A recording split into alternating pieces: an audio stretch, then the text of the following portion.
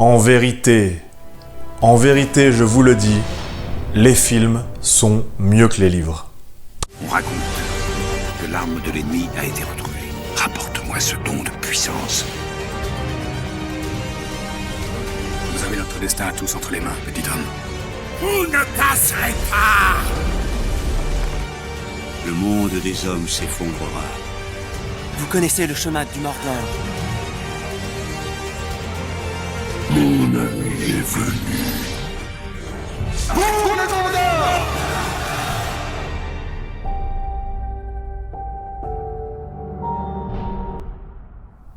Bonjour tout le monde et bienvenue dans Pourquoi je raisonne et vous allez suivre. C'est la première fois que je m'attaque à une analyse cinématographique, une analyse de film, et pour ne pas y aller de main morte, je commence directement par la saga la plus récompensée de toute l'histoire du cinéma, Le Seigneur des Anneaux, la trilogie. Je pense sincèrement que les films sont mieux que les livres. Mais en réalité, derrière cette phrase un peu provocatrice, il y a évidemment l'occasion pour moi d'approfondir le sujet et de justifier ce que j'ai voulu dire par là. Je vais donc commencer par le début, Tolkien. Qui est Tolkien? De son nom complet, John Ronald Reuel Tolkien. Il est né en 1892 en Afrique du Sud, mais son père meurt très jeune. Il rentre donc en Angleterre avec sa mère et elle se convertit au catholicisme. Malheureusement, comme sa famille est anglicane, elle est rejetée par sa famille et elle meurt seule et pauvre, un peu en martyr, dira Tolkien. Il est donc très jeune orphelin et il est recueilli par un prêtre catholique qui va l'élever. Et donc Tolkien, depuis tout jeune, est un fervent pratiquant chrétien et catholique. Pendant la Première Guerre mondiale, il est envoyé au front dans la Somme, en France, et c'est là qu'il découvre l'horreur des tranchées. Il voit tous ses amis qui meurent, et ça va le marquer à tout jamais. Il restera donc un fervent critique de la guerre et des régimes autoritaires et autocratiques. Philosophiquement, il a donc développé une personnalité de conservateur libertarien. Il est contre la centralisation du pouvoir et la bureaucratie et pour les libertés et les traditions. Et comme il est passionné de langue, il va enseigner à Oxford pendant toute sa vie, où il enseignera les langues, où il traduira de nombreux textes et sur son temps libre, il écrira ses propres œuvres. Et c'est là qu'on veut en venir. Il commence par inventer la langue elfique, ou plusieurs langues même, et c'est ensuite autour de ces langues totalement inventées, imaginaires, qu'il va créer tout un univers, tout un lore, on pourrait dire. The first began seriously to invent languages. About I was 13 or 14, I've never stopped really. En 1910, il commence par une ébauche du Silmarillion pour poser les bases de la mythologie de son univers. Puis en 1937, son premier ouvrage, Le Hobbit, qui est un conte pour enfants, qui raconte l'histoire de Bilbon qu'on va voir. Et puis c'est dans les années 50 qu'il va publier son œuvre majeure et la plus aboutie, Le Seigneur des Anneaux. Tolkien, en fait, il a tout simplement standardisé les codes de l'heroic fantasy. Purement et simplement. Warhammer, c'est grâce à lui, Elder Scrolls, Warcraft, Donjons et Dragons. En fait, son œuvre, elle compile un grand nombre de mythes d'Europe du Nord qui étaient très éparpillés et pas du tout uniformes comparé à la mythologie de l'Europe du Sud. C'est très important que je vous explique la différence. Parce qu'en fait, les mythologies du nord de l'Europe, elles étaient donc très divisées, elles venaient de peuples différents, donc les Scandinaves, les Celtes, les Germains, alors que la mythologie du sud de l'Europe, elle provenait principalement de la mythologie grecque, autour de la Méditerranée, qui elle-même est inspirée en partie de la mythologie égyptienne, mais c'est surtout la mythologie grecque qui a cette forte identité, qui va ensuite devenir la mythologie romaine, presque copier-coller, et donc ça c'est un ensemble de mythes qui ont un canon, qui ont des œuvres plutôt cohérentes les unes avec les autres, ce que l'Europe du Nord n'avait pas. Et c'est ça que Tolkien a voulu faire, créer une nouvelle mythologie anglaise et nordique. Et attention, parce qu'elles sont très différentes, celles du Nord et du Sud. Parce qu'on a la Méditerranée d'un côté, et ça, c'est un climat plus doux, qui est fait d'agriculture qui est plutôt prospère, donc on vit plutôt dans des cités centralisées, le mode de vie est plutôt urbain, et fait ensuite d'exploration maritime, qu'on a beaucoup moins au Nord, et fait de commerce. Donc, on a une sorte de monde qui est hiérarchisé, avec des codes, et puis des personnages importants qui sont plutôt individuels. On a des élites, on a des aristocrates, on a des empereurs ou des rois, mais voilà, ça s'illustre beaucoup par l'individu avant tout. Et ça donc, ça produit dans la mythologie méditerranéenne, et donc surtout grecque, des divinités et des héros qui sont surtout des individus à part entière. Tous les dieux ont leur propre personnalité, ils existent généralement en un seul exemplaire, ils ont leur propre pouvoir, ils ont leur nom, ils ont leur histoire, et les héros c'est pareil. Donc on a les dieux de l'Olympe, on a Zeus avec toutes les divinités qui vont autour de lui, mais ils ont tous leur histoire. Et pourtant il y a des milliers de personnages. Et même les héros, comme Achille ou comme Héraclès, Hercule, eux aussi ils ont leur propre histoire, leur propre code, leur propre personnalité. C'est ça qui donnera de manière moderne ce qu'on appelle le Sword and Sorcery, c'est-à-dire une fantaisie médiévale, mais plutôt basée sur les exploits individuels et où les monstres existent généralement de manière unique, en un seul exemplaire on pourrait dire. C'est ce qu'on voit notamment dans Conan le Barbare par exemple. Et donc les thèmes de cette mythologie du Sud, généralement, c'est que le monde est ordonné, c'est un cosmos maintenu grâce aux divinités, dans lequel les mortels doivent trouver leur place. Ils sont en quête de gloire et en quête d'immortalité, puisqu'ils sont dans un monde qui est plutôt paisible et favorable et ordonné, ils cherchent leur place et ils cherchent l'immortalité et un sens à leur vie en fait. Alors que dans les mythologies du Nord, par exemple les Scandinaves, chez les Vikings, mais aussi chez les Germains, chez les Celtes, et ben là, on vit dans un monde qui est plutôt hostile. On ne voit pas du tout le monde comme quelque chose d'ordonné et de stable. La nature est hostile, les hivers sont longs, la forêt est mystérieuse et elle fait peur. Il fait nuit plus souvent puisqu'on est plus loin de l'équateur, les nuits durent plus longtemps. Et donc dans ces sociétés qui sont plus rurales, plus éparpillées, l'individu est un peu en retrait et on vit plutôt par le collectif. C'est-à-dire que on vit plutôt par le groupe. C'est pour ça que on ne survit qu'ensemble et tout seul on n'est pas vraiment quelqu'un. C'est ça qui a donné de nombreux mythes nordiques dans lesquels plutôt qu'avoir des individus très importants et des héros très importants, généralement on a plutôt des créatures qui sont des races à part entière, comme des groupes d'animaux. On a les lutins, on a les géants, on a les elfes, tout ça, ça fait partie de différentes races en fait. Et d'ailleurs, que ce soit les héros comme Beowulf ou que ce soit les dieux comme Thor ou Odin dans les différentes mythologies, au final ils sont tous mortels. Même les dieux peuvent mourir dans cette mythologie nordique. Et plus que la quête d'immortalité, ce qui en ressort c'est plutôt survivre. Comment survivre ensemble dans un monde qui est totalement hostile et comment obtenir une mort la plus glorieuse possible. On fait face à la mort et on l'accepte dans ces mythologies-là. If you really come down to any large story that interests people, can hold them attention for a considerable time, or make the stories practically always a human story is practically always about one thing, aren't they? Death. Inevitability of death. Et donc le travail colossal de Tolkien fut de rassembler ces différents mythes nordiques et de créer une mythologie tout aussi complexe et tout aussi fournie et tout aussi cohérente que ne l'était la mythologie grecque pour la Méditerranée, sauf que lui il l'a fait pour l'Angleterre. Tolkien a donc créé un univers cohérent, on pourrait dire une diégèse, c'est-à-dire un récit ou un lore, on pourrait dire en anglais, dans lequel tout est cohérent. Et dans cet univers, tout commence par le dieu unique, Eru Ilúvatar, qui crée le monde par le verbe, en chantant. Il crée le monde qu'on appelle Ea. Tolkien ne s'est d'ailleurs jamais caché que Eru Ilúvatar était une représentation du dieu chrétien. C'est le dieu unique, créateur, qui crée le monde par le verbe.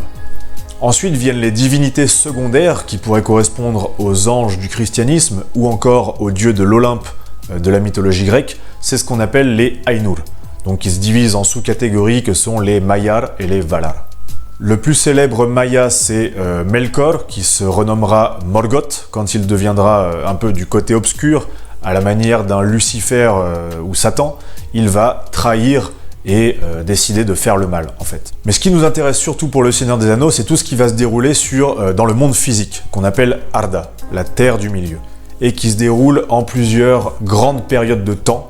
On a le premier âge qui raconte l'histoire et la défaite de Morgoth et des Silmarils, qui sont des reliques sacrées contenant la lumière divine. On a le deuxième âge qui raconte l'ascension et la défaite de Sauron, et puis la chute de Númenor, qui sont des humains de l'âge d'or de l'humanité, mais qui sont frappés d'hubris, qui sont pris d'arrogance et qui sont punis par un déluge. Et puis on a le troisième âge, dans lequel on a le retour du mal, le retour de Sauron dans un monde qui semblait stable et paisible, et c'est dans ce troisième âge que se déroule l'histoire du Hobbit et du Seigneur des Anneaux qui nous intéresse. On voit déjà qu'il y a plusieurs parallèles avec la Bible, hein, un dieu unique, un déluge, des divinités secondaires, mais ça, Tolkien ne s'en est jamais caché. Par contre, il n'a jamais voulu créer un personnage qui représenterait l'image du Christ, de Jésus, à lui tout seul. Cependant, plusieurs personnages ont des aspects christiques. Ils représentent plusieurs facettes de Jésus, et ça, on va le voir. Mais avant d'y venir, quels sont les différents peuples qui sont présents sur cette terre du milieu? Quelles sont les différentes races qu'on va y croiser? On a d'abord les elfes, qui sont des êtres immortels, humanoïdes, certes, mais qui sont parfaits, qui sont liés à la lumière, qui font principalement le bien. Ils sont presque comme des anges dans cet aspect où ils ont des pouvoirs un peu surnaturels, et surtout dans cet aspect où on ne les voit quasiment jamais capables de faire le mal. Ils sont presque prédestinés à faire le bien, c'est ce qui les rend supérieurs, on pourrait dire, aux autres races, mais qui les rend moins intéressants, forcément. Comme autre race, on a évidemment les nains qu'on croise dans ce monde, qui sont petits, trapus, résistants, qui travaillent généralement sous terre, et qui représentent une certaine image, une certaine partie de l'humanité qui pourrait être l'humanité un peu moins civilisée, comme les peuples barbares germaniques ou celtiques l'étaient par exemple avant l'arrivée du christianisme. On a les hobbits qui sont de toute petite taille, peut-être encore plus petits que les nains, mais ils sont beaucoup plus chétifs, imberbes, moins violents, moins résistants. Ils sont plutôt là pour représenter presque l'enfance, l'aspect de l'humanité naïf, innocent, non capable de violence du premier abord. Voilà, ils représentent clairement l'insouciance de la jeunesse. On a aussi et surtout la race des hommes, évidemment. Elle est très similaire à l'humanité que nous connaissons, elle est même identique à cette humanité, à ce que nous sommes. C'est donc une race faillible, qui sont capables de faire le bien, mais aussi capables de faire le mal. Avez-vous si peu foi en votre peuple?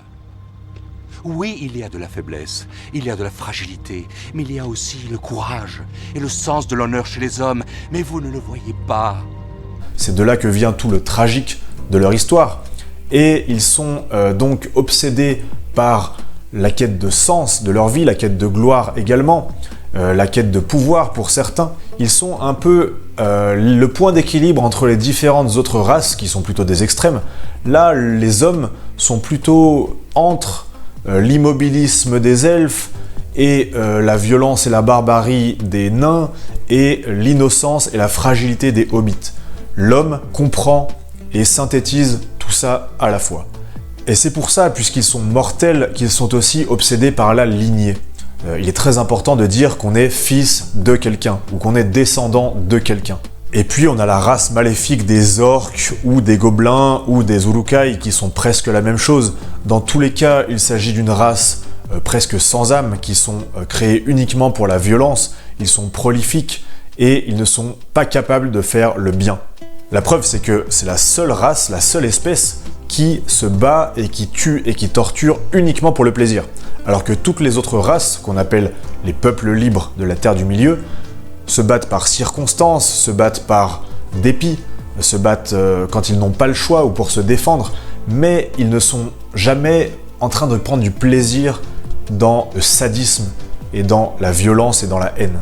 Et puis je peux mentionner aussi les Ents, qui sont des arbres vivants un peu anthropomorphisés, qui clairement sont là pour représenter la nature, ou Gaïa, on aurait chez les Grecs. Chez les méchants, on a évidemment Sauron, le plus grand seigneur des ténèbres, qui est un Maya, et qui est déchu, mais qui essaye de retrouver son pouvoir, en retrouvant l'anneau unique dans lequel il a concentré tout son pouvoir. Voilà sa quête de sens dans l'histoire. Il est clairement une représentation de Satan ou de Lucifer. Il cherche à faire le mal absolu pour le mal. D'ailleurs, l'anneau que recherche Sauron peut être considéré comme un personnage à part entière, parce qu'il a sa propre volonté, il a ses propres scènes, il a presque ses propres dialogues, ses propres codes, donc on pourrait le considérer comme un personnage aussi.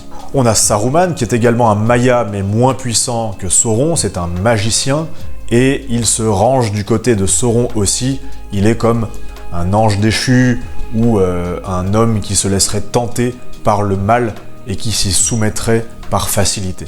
Et en parlant de céder et de faire le mal, on a évidemment les Nazgûl qui sont des spectres de l'anneau, qui sont comme des fantômes ou comme des démons, qui étaient des hommes autrefois, mais qui ont choisi de faire le mal également, et qui sont donc éternellement damnés et condamnés à faire le mal. D'ailleurs, ils sont au nombre de 9, et vous remarquerez que c'est pour ça que la communauté de l'anneau, la fraternité de l'anneau, est composée de 9 personnes, des peuples libres de la Terre du Milieu, qui veulent faire le bien, pour contrebalancer les Nazgûl. Et enfin, on a Gollum, qu'on pourrait ranger dans les antagonistes, qui était un hobbit autrefois, mais qui a été corrompu par l'anneau, et dont le seul but est de le retrouver, mais c'est peut-être le seul personnage, ou en tout cas le seul personnage important, qui est gris moralement. C'est-à-dire qu'on n'est jamais vraiment certain qu'il soit capable de faire le bien, mais on ne le voit pas vraiment comme un méchant absolu non plus. Il est à la fois une victime, à la fois un méchant, à la fois un héros. On ne découvrira le sens de sa vie qu'à la fin de l'histoire. Chez les protagonistes, on a Bilbon, qui est l'oncle de Frodon, et qui est un hobbit qui a profité de sa vie tel un boomer, et qui n'a pas assumé ses responsabilités. Il avait l'anneau unique, et il a fui la responsabilité qui lui incombait de se débarrasser de l'anneau ou de le détruire, et d'affronter lui-même sa vieillesse et sa mort. Il a esquivé pendant des décennies le rôle qu'il avait, le devoir qui lui incombait, et c'est pour ça que ce fardeau retombera sur les générations suivantes. La génération suivante, c'est Frodon, le neveu de Bilbon, qui, lui, hérite de l'anneau, sauf que son fardeau sera de transporter l'anneau en Mordor et de le détruire. Il est une représentation partielle du Christ dans cet aspect humain, dans cet aspect martyr. Pas dans l'aspect divin du Christ, mais dans cet aspect humain, c'est-à-dire qu'au lieu de porter la croix, il portera l'anneau, et puis il en souffrira pendant très longtemps. On a également Sam, chez les Hobbits, qui est le serviteur de Frodon, et qui est là uniquement par pure loyauté. Il ne représente rien d'autre à part la bonté et le fait de vouloir faire le bien. Il est le serviteur le plus loyal qui puisse exister.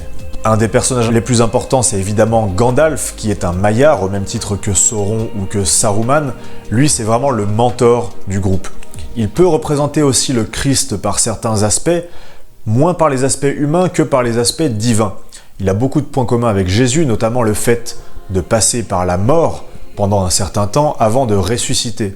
Et quand il ressuscite, au même titre que Jésus, il n'est pas immédiatement reconnu par ses plus proches amis et ses plus proches alliés, tout simplement parce qu'il a réellement changé de nature.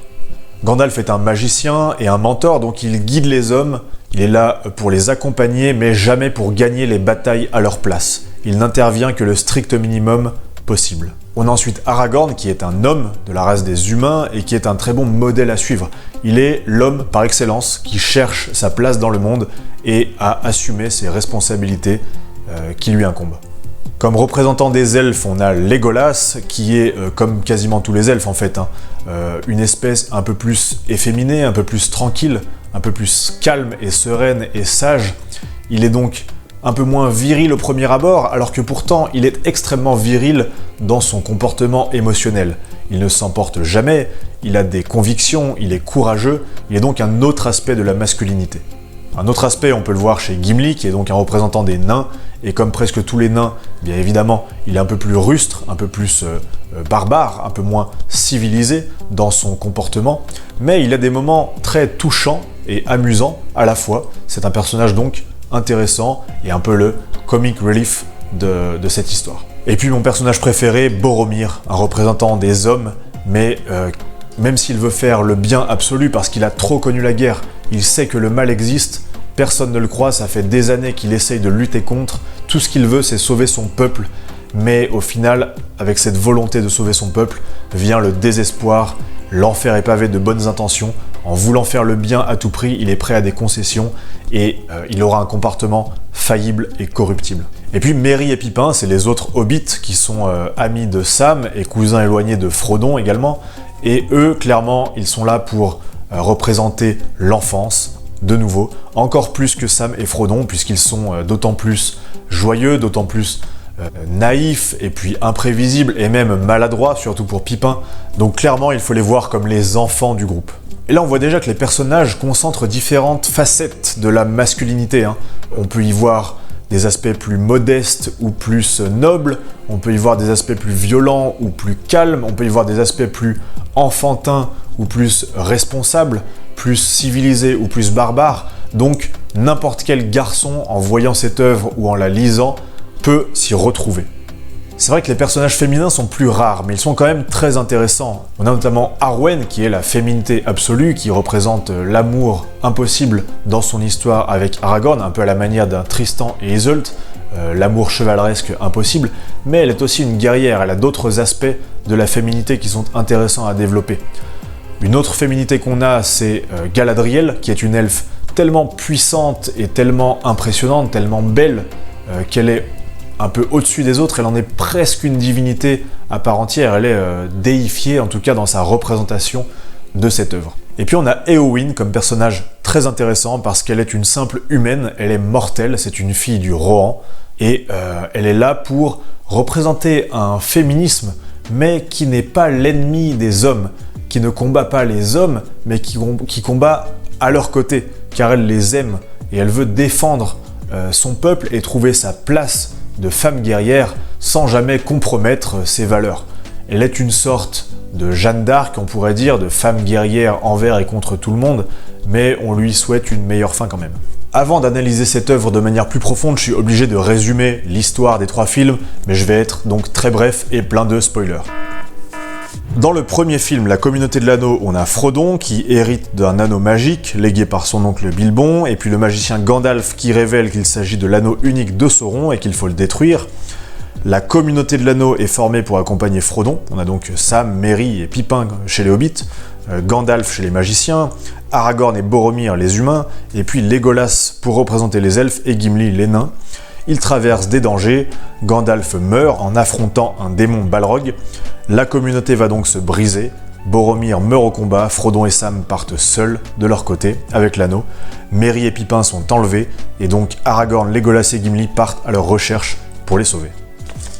Dans le deuxième film, Les Deux Tours, on a plusieurs intrigues en parallèle. D'un côté, on a Frodon et Sam qui rencontrent Gollum, qui sera leur guide pour amener l'anneau jusqu'en Mordor, afin de le détruire, alors que le groupe d'Aragorn, Legolas et Gimli rencontrent Gandalf, qui est ressuscité, et ensemble, ils vont rencontrer les hommes du Rohan pour les aider contre l'armée d'Uruk-hai, formée par Saruman. C'est la fameuse bataille du gouffre de Helm, de laquelle l'humanité survit de justesse. Et puis Merry et Pippin, de leur troisième côté, parviennent à échapper aux orques et aux Uruk-hai. Ils réveillent les Ents de la forêt et lèvent une armée de la nature qui permet de vaincre Saruman. Et enfin, dans le troisième film, Le Retour du Roi, on a Aragorn qui rallie l'armée maudite des morts et qui rallie des soldats, puisque le sort de l'humanité va se jouer à Minas Tirith, la capitale du Gondor. C'est la longue bataille dans laquelle on voit le roi Théoden du Rohan qui meurt héroïquement. Les hommes ont gagné cette bataille, mais c'est pas encore tout à fait la fin de la guerre, parce que pendant ce temps, Frodon et Sam arrivent enfin en Mordor, jusqu'à la montagne du destin. Gollum les trahit et mourra par son trop grand attachement à l'anneau, mais au moins, l'anneau est détruit, Sauron est définitivement vaincu, Aragorn est couronné roi, les hobbits retournent à la comté, mais Frodon, brisé, part pour les terres immortelles et quitte ce monde. Fin. Et j'en profite pour caler ici une petite parenthèse sur la fausse incohérence des aigles. Vous savez qu'il y a une légende urbaine ou un mème sur internet, une blague récurrente qui dit « Ce serait plus simple si les aigles pouvaient amener l'anneau jusqu'en Mordor et le jeter dans la flamme de la montagne du destin pour le détruire. Et ce serait résolu en 2 secondes. » Alors, on peut voir ça incohérent de 2 manières. De manière extra-diégétique, c'est-à-dire du point de vue de spectateur ou de lecteur ou de l'auteur. Pourquoi l'auteur n'a pas écrit ça ? Il n'a pas écrit ça parce que ça changerait toute son histoire en une énorme farce, ce serait une blague tout simplement, et ça ruinerait absolument tous les enjeux. Ça, c'est le point de vue de l'auteur qui explique ceci. Mais même si on se place du point de vue intra-diégétique, c'est-à-dire cohérent avec le lore, avec l'univers et avec les créatures qui existent à l'intérieur du récit, c'est pas non plus une bonne explication et une bonne théorie, cette utilisation des aigles. Pourquoi ? Ils sont des divinités. Un peu au même titre que Gandalf ne l'est, ou que d'autres magiciens le sont.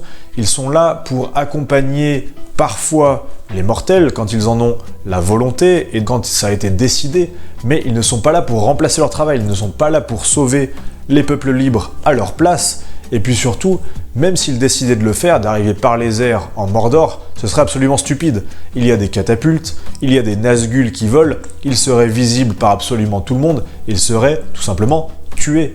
Et puis le volcan serait gardé, et ce serait tout simplement impossible de détruire l'anneau. Donc il faut accéder au Mordor à pied, et tout l'enjeu, que ce soit intradiégétique, donc dans le récit, et même de la manière de rédiger l'œuvre par l'auteur, ça n'avait aucun sens, donc arrêtez de mentionner ceci comme une incohérence. Vient le moment d'adapter cette œuvre du Seigneur des Anneaux au cinéma, et c'est le fameux Peter Jackson qui va réussir l'exploit impossible de cette adaptation. Lui, c'est un réalisateur néo-zélandais qui est autodidacte, il a appris tout seul, notamment il s'est fait sur des films d'horreur, parce que c'est généralement ce qui est le moins cher quand on est débutant et qu'on a peu de moyens. Et ce qu'il caractérise, c'est le fait qu'il filme souvent toutes les scènes sous de nombreux angles différents pour être sûr que lors du montage, il puisse choisir la meilleure scène. Parce que c'est vraiment le montage qu'il trouve le plus gratifiant, plutôt que la prise de vue parfaite à la Kubrick, au hasard.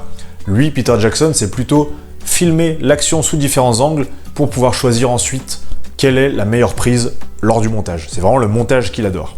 Et son cinéma, de manière générale, est caractérisé par un très bon équilibre entre de l'artisanat technique et des effets innovants numériques. C'est vraiment cette combinaison des deux qui a fait les films spectaculaires qu'il nous a offerts.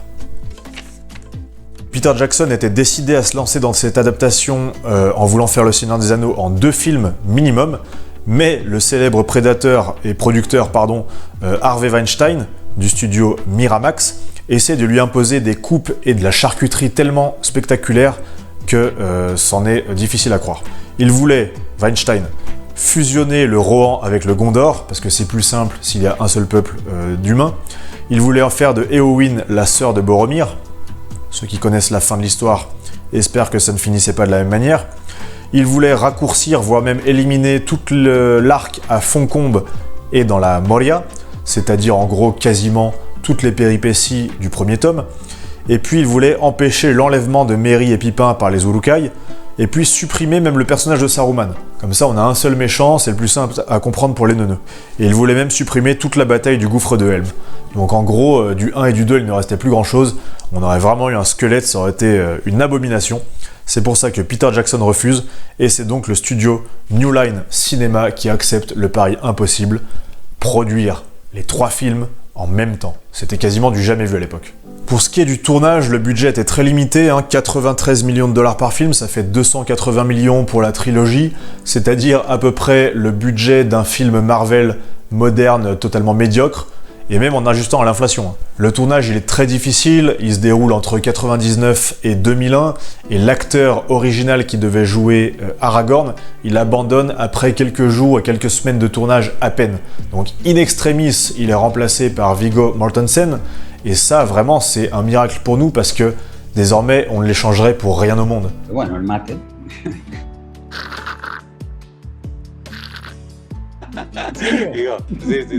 Franchement, le casting, il est proche de la perfection. On ne voudrait en changer aucun dans le rôle qu'ils ont. Pourtant, le casting était composé à la fois de stars du cinéma, de légendes même, du théâtre ou du cinéma, mais aussi de parfaits inconnus qui ont été repérés pour ce film-là. Et au final, ils ont tous donné corps et âme pour ce tournage, quitte à se blesser. On a évidemment la scène très connue où Viggo Mortensen, c'est-à-dire Aragorn, se casse le gros orteil en donnant un coup de pied dans un casque.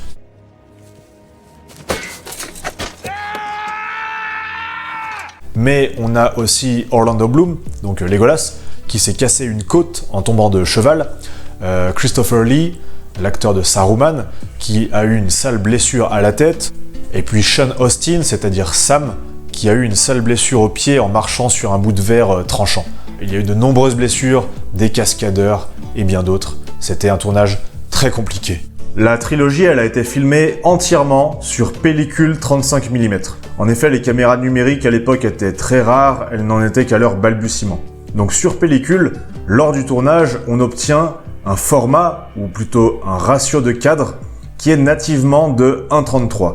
On l'appelle parfois le format carré parce que sur la pellicule, la largeur de l'image ne fait que 1,33 fois la hauteur. Mais en fait, dès le tournage, et même avant ça, il avait déjà été décidé que ce serait recadré.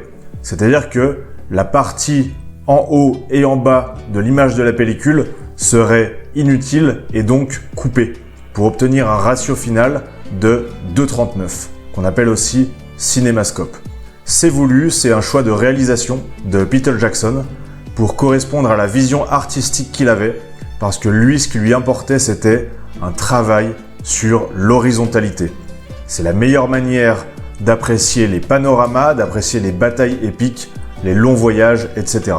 C'est ça qui fait aussi ressentir que les personnages sont petits au milieu d'une très grande histoire et qu'ils sont oppressés dans cet univers si vaste et si hostile. Et franchement, Peter Jackson a rendu à rendre cohérent et tangible un univers qui était pourtant fantastique. Ça, c'est dû en partie au fait qu'il ait pu filmer back-to-back, c'est-à-dire les films à la suite. Tout le tournage des trois s'est déroulé en même temps. C'est ça qui a permis en fait de réutiliser les costumes, de réutiliser les décors, de réutiliser le matériel et que aucun des acteurs n'ait vieilli ou ne soit parti entre-temps. Ça permet de créer une cohérence visuelle et une cohérence qu'on voit de manière linéaire au long des trois films. C'est vraiment une seule œuvre à part entière, divisée en trois films. Pour ce qui est du montage, de manière générale, Peter Jackson, dans ces films-là, il fait des prises plutôt courtes. On voit que ça cut de manière très régulière et très courte. La scène la plus longue, le rush le plus long qui a été gardé, c'est le monologue schizophrénique de Gollum à la fin du deuxième film. Et la scène dure à peine 2 minutes. Sinon, tout le reste, ça coupe de manière assez fréquente. Et ça, c'est ce que Peter Jackson aime beaucoup. Et même la caméra, elle bouge quasiment tout le temps. On a très peu de plans qui sont vraiment fixes, en fait. Et ça a plusieurs avantages. Le premier, c'est que ça donne vraiment un aspect tangible et de la profondeur au décor. Plutôt qu'un fond qui aurait l'air plat avec une caméra fixe, le fait que la caméra bouge, on voit la profondeur du décor. Et ça, c'est vraiment très appréciable parce que tous les plans aériens, tous les plans de paysage, tous les plans de bataille sont extrêmement faciles à lire, extrêmement clairs. On comprend toujours où se situe la bataille, où se situe telle armée, où se situe tel personnage, telle forteresse. On comprend très bien l'action par rapport au paysage qui est là. Et le deuxième avantage de cette technique-là, de la caméra qui bouge, c'est que ça impressionne l'œil humain et que même les décors qui sont faux, qui sont des trucages, eh bien, ils paraissent vrais parce qu'on s'attarde moins de temps dessus et surtout le fait qu'il y ait du mouvement, c'est ce qui paraît moins kitsch. Par rapport aux années 80 qui avaient des films d'action ou des films de fantasy où la caméra était fixe, ça donnait un aspect un peu plus théâtral, comme si c'était une scène de théâtre fixe et ça rendait le tout moins tangible. Là, le fait que la caméra bouge tout le temps, eh bien non seulement ça donne de la profondeur et de la clarté, mais également l'œil humain n'a pas le temps de s'attarder sur un détail en particulier et ça fait que le tout a l'air beaucoup plus crédible. Pour ce qui est de l'analyse de plans, eh bien le type de plan préféré de Peter Jackson, c'est évidemment les close-up ou les plans rapprochés. Il en fait des tonnes et tout au long de l'histoire. Une fois qu'on l'a remarqué, on ne peut plus faire autrement que de le voir à chaque fois. Il filme les visages de près. C'est peut-être une déformation qui lui vient de la télé. Il a beaucoup regardé la télé et il est autodidacte comme réalisateur, donc il s'est forcément inspiré de ce qu'il connaissait. Mais c'est ce qui permet aussi de voir de près les émotions des acteurs. Et quand les acteurs sont excellents et très bien dirigés, ça transmet beaucoup plus d'émotions. C'est ça qui fait qu'on s'attache réellement au personnage. Mais il y a évidemment d'autres types de plans, notamment des plans larges qu'on appelle establishing shots en anglais, qui sont pour filmer les batailles, pour filmer les paysages. Comme je l'ai mentionné précédemment, ils sont presque toujours en mouvement pour donner une visibilité, une lisibilité à l'action. Et entrecoupé avec les close-up des personnages, ça permet de profiter de tous les décors, de profiter des paysages néo-zélandais qui sont absolument fantastiques, et pour toujours situer l'action et toujours donner cet aspect épique, cet aspect grandiose. Ils sont très nombreux ces plans larges et ils sont toujours magnifiques dans ces œuvres. Certains sont même carrément des plans séquences qui voyagent d'un point à l'autre, du plus petit au plus gros, d'un personnage à l'ensemble ou à l'inverse, des airs jusqu'à une scène très précise. Et c'est toujours très bien fait, c'est des transitions en plan séquence qui sont magnifiques. On a aussi des plans qu'on appelle travelling ou dolly shot en anglais, qui sont le fait de mettre la caméra sur un chariot. Ça permet de zoomer ou d'avancer dans l'action de manière stable mais quand même dynamique. Et on peut aussi les combiner à d'autres effets pour ajouter un peu de l'émotion voulue. Par exemple, quand on fait un travelling avant et un zoom arrière, ou l'inverse, un travelling arrière avec un zoom avant, ça donne l'effet qu'on appelle l'effet vertigo, qu'on voit par exemple quand le premier Nazgûl arrive sur Frodon dans le premier film.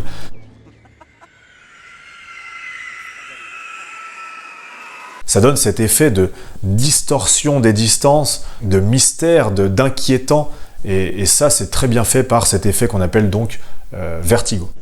Quel est cet endroit?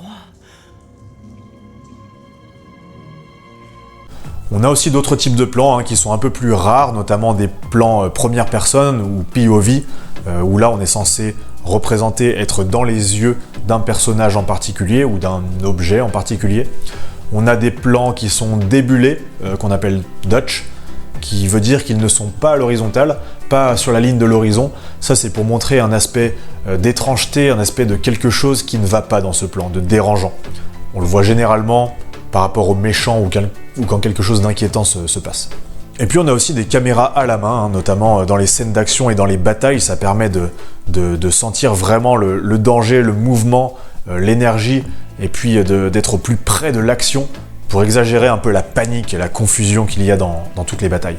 Et puis il y a d'autres types de plans que les spécialistes ou même n'importe qui pourraient s'amuser à analyser, essayer de comprendre pourquoi ça a été filmé à tel moment, de telle manière. Généralement il y a une raison. Et autre chose que j'aimerais mentionner, c'est à quel point cette saga passe avec brio d'un registre à l'autre.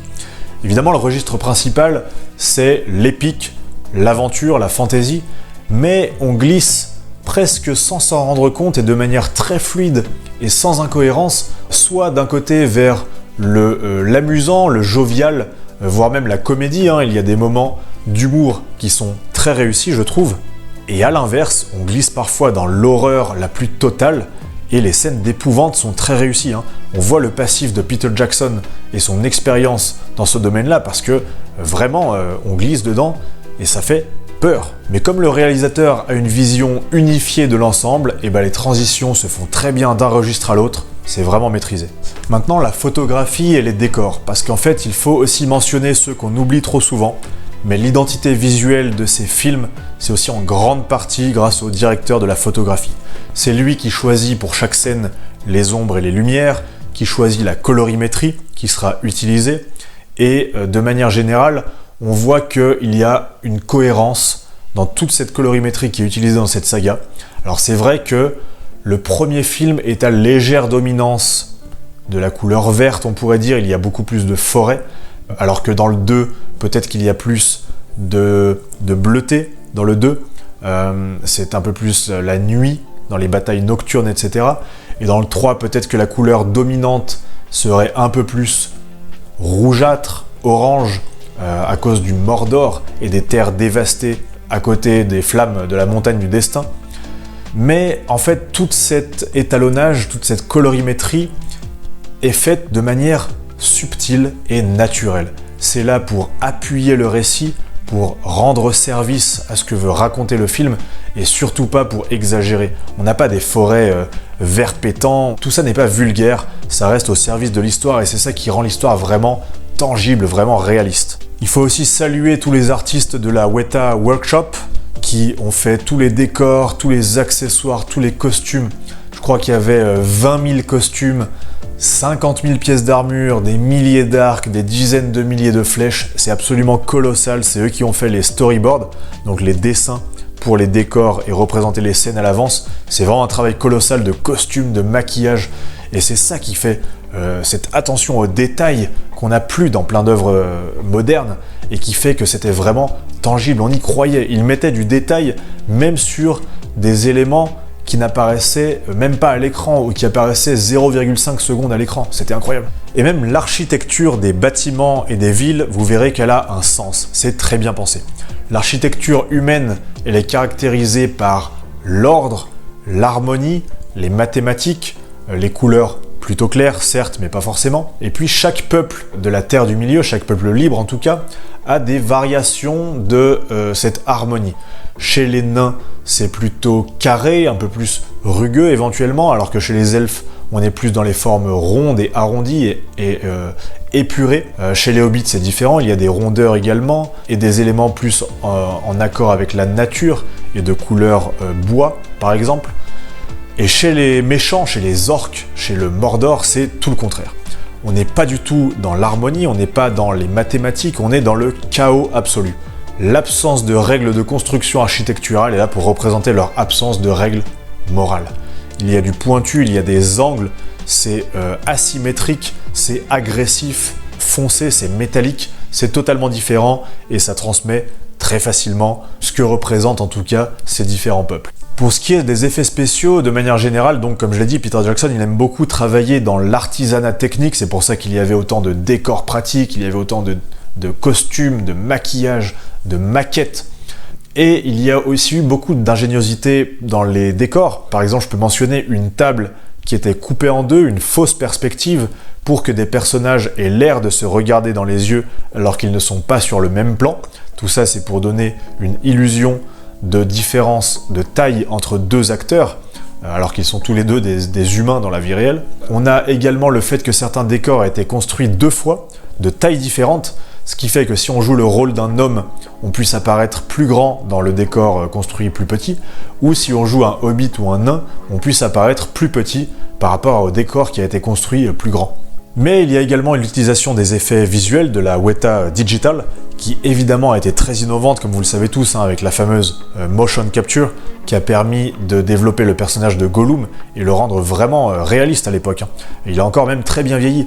On se rend enfin compte que ses mouvements sont restés plutôt humains, très réalistes. On peut le toucher, on peut presque le sentir, on peut le palper, on sait que c'est un personnage qui est réel. C'est ce mélange qui a fait que l'œuvre a plutôt très bien vieilli comparé à d'autres œuvres de la même époque où il y avait un peu plus soit des effets vieillots, soit au contraire une bouillie numérique qui était imparfaite.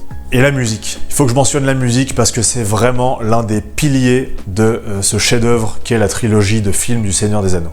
Elle a été composée par Howard Shore, qui a fait là une masterclass, on pourrait dire, parce qu'il a créé une œuvre qui représente exactement la transposition musicale des œuvres de Tolkien et des peuples de Tolkien. Il a créé une cohérence musicale qui est absolument incroyable. Plus précisément, Howard Shore, il a créé ce qu'on appelle des leitmotivs, comme Wagner l'avait fait. C'est-à-dire qu'il a créé des thèmes, des mélodies qui sont récurrentes, qui sont attachées à la représentation d'un peuple ou un personnage, ou un objet ou une nuance en tout cas, et qui reviennent de différentes formes ensuite. Par exemple, pour les hobbits, on a des mélodies qui sont plutôt joyeuses, plutôt celtiques de manière générale, avec des instruments comme les violons, les cordes. Pour les hommes, on a des musiques qui sont un peu plus tragiques, ou même épiques parfois, mais qui en tout cas sont peut-être avec d'autres instruments, comme les cuivres. Chez les elfes, on a beaucoup de chœurs, de voix humaines, mais de voix d'enfants ou même de femmes qui peuvent être très, très claires, très épiques. C'est très éthéré. C'est des musiques qui sont là pour souligner plutôt l'élégance, voire même le divin. Alors que chez les orques, on a plutôt des musiques qui sont violentes, avec des percussions, avec du bruit métallique, qui souligne vraiment l'aspect industriel de cette civilisation, si on peut l'appeler ainsi. Et le propre des leitmotivs, c'est que c'est des thèmes, donc des mélodies, qui reviennent plusieurs fois au fil des films, mais qui peuvent revenir jouer de manière différente. Ça veut dire qu'une même mélodie, elle peut être jouée d'une certaine manière pour transmettre une émotion, et plus tard revenir avec un tempo ou des instruments ou une manière de jouer différente pour transmettre une autre émotion concernant les mêmes personnages. Et ça, c'est hyper bien fait. Par exemple, quand la communauté de l'anneau, elle se forme et elle quitte Foncombe, on entend là le thème de la comté, mais qui est joué en E mineur, ou Mi mineur. C'est ce qui lui donne un côté un peu bizarre et dérangeant, pour évoquer qu'on s'éloigne de la maison et qu'on se lance un peu dans l'inconnu. C'est inquiétant.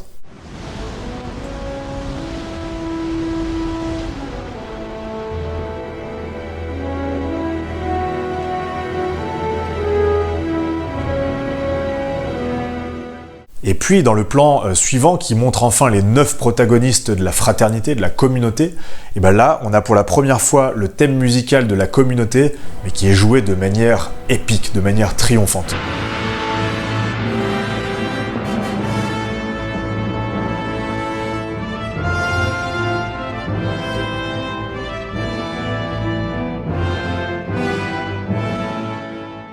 Un autre exemple, c'est dans la Moria, quand les escaliers s'effondrent, où là, dans la panique et dans l'action qui est en cours, on a un thème musical sauvage avec des voix rauques, des tambours, pour symboliser évidemment la panique et puis la sauvagerie du danger qui leur court après, les gobelins et les orques.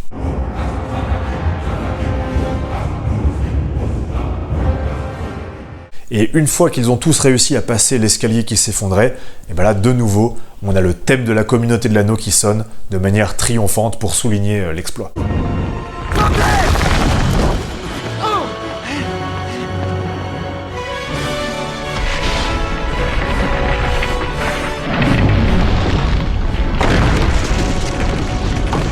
Et un dernier exemple que je voudrais mentionner, c'est celui du thème du Rohan, qu'on découvre pour la première fois dans ce plan magnifique du drapeau de Edoras qui s'envole devant Éowyn pour atterrir plus loin à cause du vent. Et là, on découvre pour la première fois ce thème assez celtique, assez irlandais, mais qui est joué de manière très triste, très lente.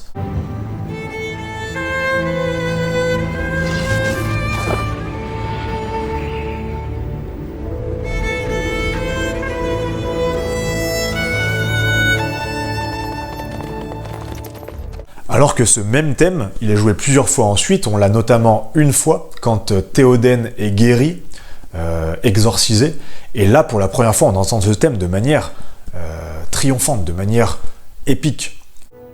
Gandalf, respirez de nouveau l'air libre, mon ami.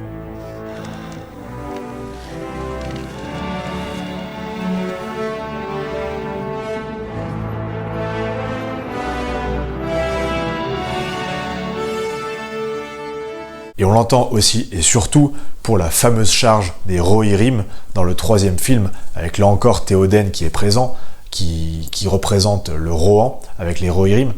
Et là aussi, triomphant, c'est la gloire, c'est l'épique.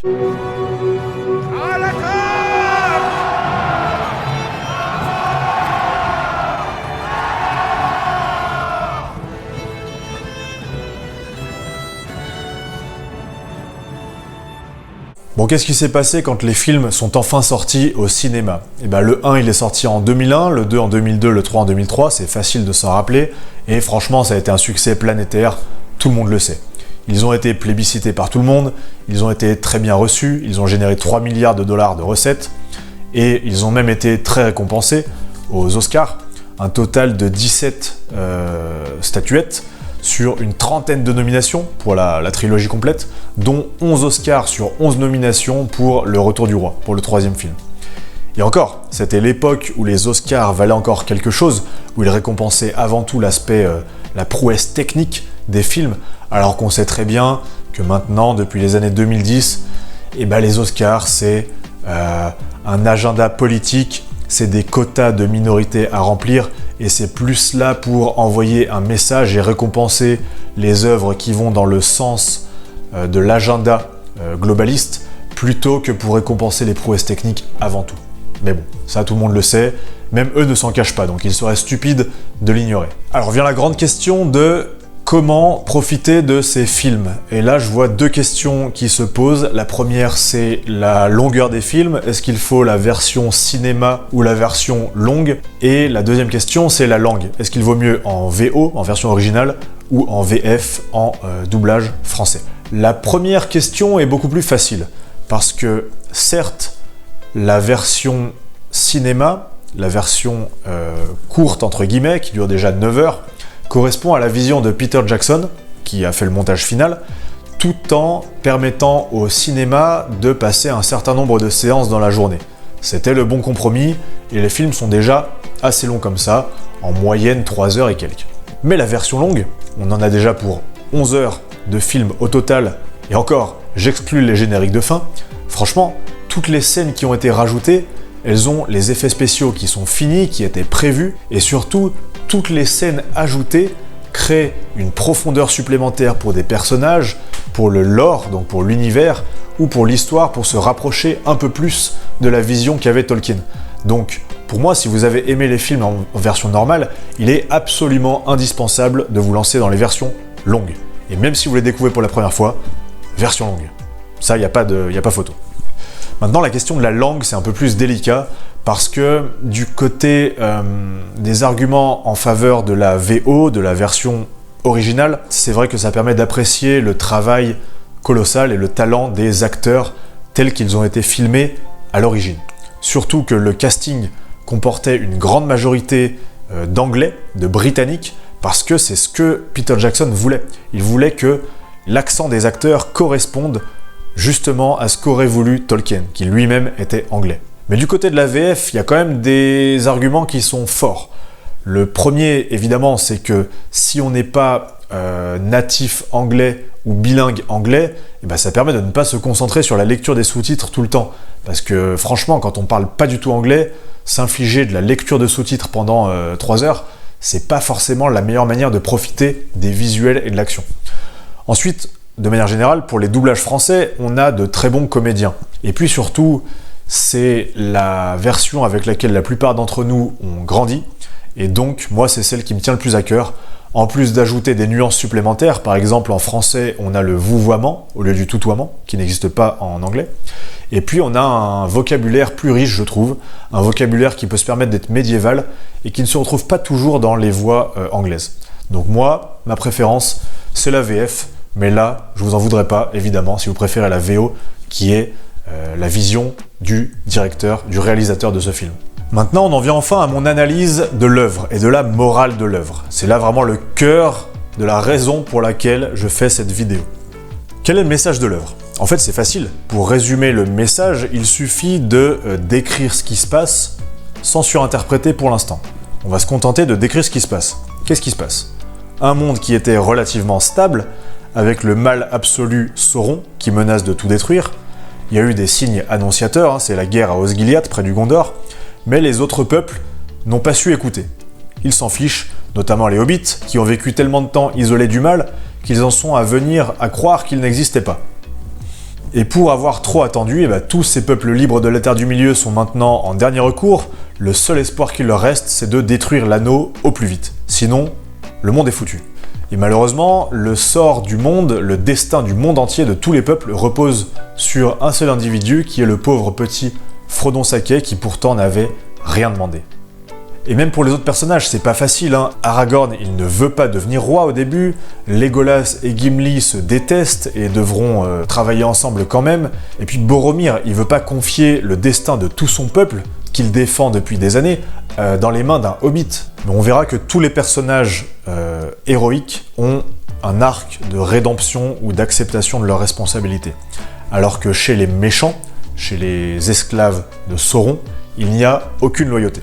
Les trolls sont les esclaves des orques, qui sont eux-mêmes les esclaves des Uruk-hai, qui sont eux-mêmes les esclaves de Saruman. D'ailleurs, en parlant des Uruk-hai, parenthèse très intéressante. Pourquoi ils sont dénués de peur et de douleur ? Pourquoi on ressent la peur et la douleur quand on est humain ? Eh bien parce que c'est un signal biologique totalement naturel qui nous permet de nous informer qu'on est en train soit de se mettre en danger, qu'il y a un danger imminent, c'est la peur, soit qu'on est en train de subir des dégâts et donc on va probablement mourir. Ça, c'est la douleur, pour nous aider à fuir ces situations difficiles et dangereuses. Mais en fait, quand on y réfléchit, il n'y a pas de courage s'il n'y a pas de peur. Parce que si on ne ressent pas la peur, affronter le danger n'est pas du courage, c'est simplement de l'inconscience ou de la bêtise. Et quand il n'y a pas de douleur, il n'y a pas de sacrifice. Si on n'a pas mal et qu'on s'en fout d'être blessé ou de perdre la vie ou l'utilité de notre corps, c'est pas du sacrifice, c'est tout simplement du nihilisme. Donc en fait, c'est vraiment le courage et le sacrifice qui sont permis par le fait de ressentir la peur et la douleur, mais d'aller de l'avant malgré ça. Quand on ne les ressent pas, en fait, tout simplement, on n'est pas humain, on n'est pas capable d'humanité, on n'a pas d'âme. Voilà ce que sont les Uruk-hai, créés pour la violence, et rien d'autre. Et puis chez tous les méchants, on voit qu'il y a aussi une volonté de prédation des plus faibles. Ils volent tout ce qu'ils peuvent, ils s'attaquent, ils s'entretuent pour tout récupérer. C'est la fameuse phrase du deuxième film avec l'orque qui dit qu'il prendrait bien un petit bout de la jambe des hobbits. Un bout de leur jambe. Ils n'en ont pas besoin. Mais si on y réfléchit, utiliser la coercition pour saisir par la force à autrui quelque chose dont on juge qu'ils n'en ont pas besoin et que nous-mêmes on en ferait meilleur usage, est-ce que ce serait pas là une très belle allégorie des sociétés socialistes? On peut faire comme l'orque, on peut dire un petit bout de leur fortune, ils en ont pas besoin, seuls nous savons comment l'utiliser de manière correcte. Voilà ce que c'est, le socialisme et le communisme. Et voilà pourquoi Tolkien les critiquait. Pour cet aspect-là, l'idée vient pas de moi, j'ai été inspiré en écoutant le podcast Burger Ring numéro 16 de Papacito, qui fait une analyse satirique et humoristique du Seigneur des Anneaux et de ces films-là, et moi, ils m'ont absolument explosé de rire. Mais blague à part, quelle est la morale de cette œuvre si on interprète un peu plus profond que la surface maintenant? Eh bien, il faut se rappeler d'abord de pourquoi Tolkien les a écrites ainsi. Il a été traumatisé par les tranchées de la Première Guerre mondiale, c'est le plus grand massacre, le plus grand génocide des jeunes Européens qui ait jamais existé. Le Mordor, c'est ça. C'est l'industrialisation au service de la mort. C'est ce que le philosophe Heidegger appelait le monde de la technique. C'est-à-dire cette fuite en avant de la technologie qui est en dehors de tout prisme moral, qui n'est guidé par rien et qui se contente de développer, de détruire des choses, de progresser, mais de manière totalement aveugle. C'est pour ça que Tolkien a imaginé le Mordor comme un amalgame de plusieurs modèles. On retrouve certes un aspect des sociétés extra-européennes non civilisées et barbares et esclavagistes et tribales. C'est pour ça que les Haradrim, qui servent Sauron et Saruman, en fait leur nom veut tout simplement dire les hommes du Sud. Mais l'aspect principal, vraiment, le point le plus important, c'est l'inspiration du nazisme et du communisme, dans lequel l'individu n'existe pas, seul le groupe existe. Est-ce que vous connaissez le nom d'un seul orc? Non. C'est l'esclavage, c'est l'industrie de la guerre, c'est la destruction de la nature. Et d'ailleurs, c'est pas moi qui le dis, mais le Mordor, c'est clairement à gauche. Le Mordor, Gandalf, c'est à gauche ou à droite? À gauche. Franchement, comment, dans notre monde réel, ne pas croire en l'existence du mal absolu? On a la justice qui s'acharne sur les honnêtes citoyens, au lieu des vrais criminels. On a les antiracistes qui sont obsédés par les races. On a les plus farouches défenseurs des droits des femmes qui sont en fait des prédateurs sexuels. On a tous les emplois liés à la protection de l'enfance qui concentrent une surreprésentation des pédophiles. Et puis les écolos extrémistes du CO2 qui sont en fait des grands défenseurs des lobbies industriels et qui sont financés par eux, et même les grands médias d'information, qui sont au final de simples organes de propagande mensongères qui vont à l'encontre des intérêts des peuples. Évidemment que le mal, il existe. D'ailleurs, saviez-vous que plusieurs grandes industries ont volé leur nom à l'univers de Tolkien? Et presque toutes sont liées de près ou de loin à l'américain Peter Thiel. Je vous cite par exemple Palantir Technologies, de surveillance de masse pour la CIA et le Mossad, Anduril Industries, qui fait des drones et des IA militaires, et puis Mithril Capital, Lembas Capital, Erebor Capital, Valar Ventures, qui sont des levées de fonds et du capital risque. Donc voilà, toutes ces entreprises sont liées à la surveillance, à la finance, à la technologie de guerre, et donc c'est exactement la citation apocryphe qui est attribuée à Tolkien. Le mal ne peut rien créer de nouveau, il ne peut que corrompre et détruire ce que les forces du bien ont inventé. C'est pour tout ça que Tolkien représente le mal par l'industrie et le feu. On pense en premier évidemment à la montagne du destin qui est un volcan, l'œil de Sauron qui est en flammes, le Balrog, les forges de Saruman. L'ancien monde brûlera dans les flammes de l'industrie. Les forêts tomberont. Un nouvel ordre naîtra. Alors que le bien est représenté par la nature et par l'eau plus spécifiquement. Évidemment, on a les arbres, on a les ents, on a l'agriculture prospère des hobbits, mais surtout, on a le fleuve qui lave les Nazgûl, on a le barrage rompu qui permet de nettoyer Isengard. Tout ça, c'est la claire opposition entre le feu et l'eau. Et surtout, on voit que les sociétés des peuples libres de la Terre du Milieu, donc les elfes, les nains, les hommes, les hobbits, sont toutes des sociétés hiérarchisées, basées sur de très fortes traditions et un cadre moral assez strict, finalement. Ils ont tous leurs propres traditions millénaires et aucun d'entre eux n'essaye de remettre en question ou de déconstruire leur héritage de leurs ancêtres. C'est pour ça que c'est très surprenant de voir des gauchistes ou des wokistes qui sont fans du Seigneur des Anneaux, alors que ça représente tout ce qu'ils détestent s'ils osaient affronter un peu leurs incohérences. Le Gondor possède un roi, la comté c'est une société presque libertarienne, il y a des valeurs traditionnelles, des valeurs familiales, l'honneur des ancêtres, des rites, des valeurs conservatrices, des frontières, des sociétés monoculturelles et monoethniques. Est-ce que le Seigneur des Anneaux fonctionnerait si on avait 60% d'impôts pour taxer les gains de Bilbon quand il ramène un trésor? Frodon. Est-ce que à Saruman il faudrait mettre un bracelet électronique pour qu'il puisse se réinsérer dans la société? D'ailleurs, Gandalf, il va pas au commissariat pour porter plainte contre Grima Langue de Serpent afin que peut-être dans 5 ans il soit jugé pour ses actes. Non, Gandalf, il arrive, il fait un coup d'état pour rétablir Théoden, qui est le roi légitime. Et c'est vrai que même si Grima aurait dû être tué, en tout cas il l'aurait mérité par Théoden, eh bien Aragorn l'en empêche, parce que ses valeurs l'empêchent d'ôter la vie de quelqu'un de manière si arbitraire. Il est humble, de la même manière que Gandalf est humble quand il explique à Frodon pourquoi Bilbon n'a pas tué Gollum. Nombreux sont les vivants qui mériteraient la mort, et les morts qui mériteraient la vie. Pouvez-vous leur rendre, Frodon? À la fois Grima et Gollum ont encore un rôle à jouer, et on espère à ce moment-là de l'histoire qu'ils sont encore des individus sauvables. Évidemment, c'est pas applicable aux orques et aux Uruk-hai, qui n'ont pas d'âme, qui sont hors humanité, et qui sont juste le mal absolu. Mais pour les individus un peu plus gris, où on espère que leur salut est encore possible, eh bien, il faut être humble et ne pas être juge de vie ou de mort. Bon, c'est vrai que Grima va quand même trahir de nouveau, Il va révéler à Saruman la faille du gouffre de Helm. Et Gollum, il va trahir de nouveau puisqu'il va essayer de tuer Frodon et Sam. Mais les deux vont finalement accomplir leur destin. Grima, son rôle était de tuer Saruman, et il le fera. Et Gollum, son rôle était de détruire l'anneau, et il le fera.